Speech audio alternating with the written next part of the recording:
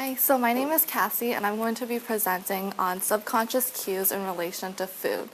So my question for you guys today is apples or apples?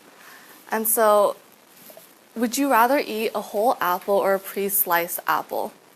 So most people would normally choose a pre-sliced apple because it's easier and more convenient. And the same goes for children. It is shown that children are more likely to eat pre-sliced fruits than whole fruits. So what does this say about how we should be changing our methods in getting kids to eat food in school environments? A lot, because it is these subconscious cues that are affecting our daily lifestyles. But we'll get into that a little bit later. So I began my 20 time project with an idea in mind about how color affects other people's perception. But I quickly realized that with the way I wanted to do it, by experimenting and creating a whole research project for it, it was just simply not doable. So as I continued to research, I stumbled upon Cornell's Food and Brand Lab. And so the Food and Brand Lab would allow me to use their research for whatever I wanted to do without having to without having to worry about the accuracy of the experiment. And so this led me to my ultimate project decision on figuring out on studying subconscious cues in relation to food, and to be able to turn that into a format to be able to share that with others.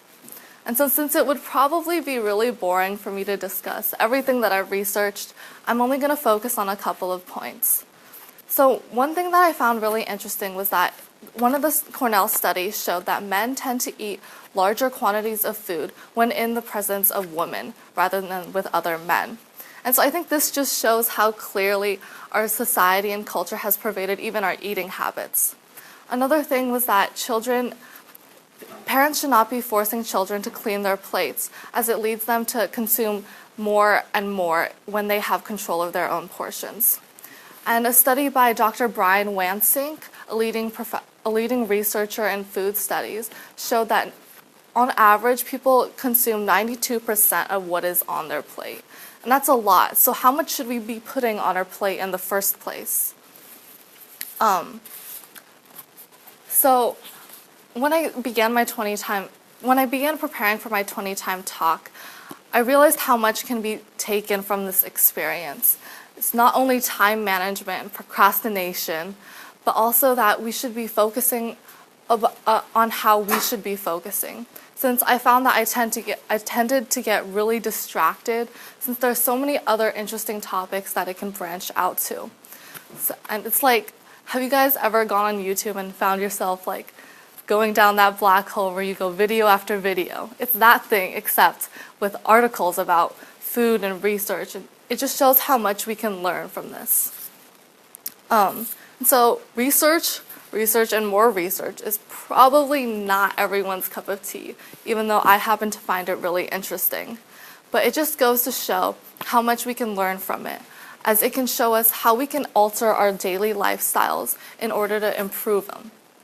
And since America is so focused, or is increasingly increasing its rate of obesity, obviously not consciously, I think it's important for people to realize how we can alter them ever so slightly. Even something just as putting a fruit basket out onto the counter, or putting the bag of chips into the cabinet instead of in plain sight on your desk.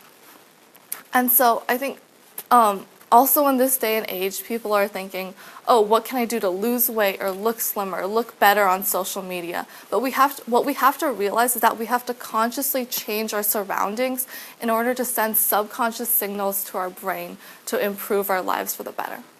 Thank you.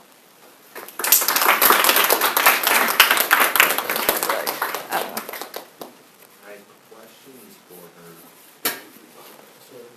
Yes, and then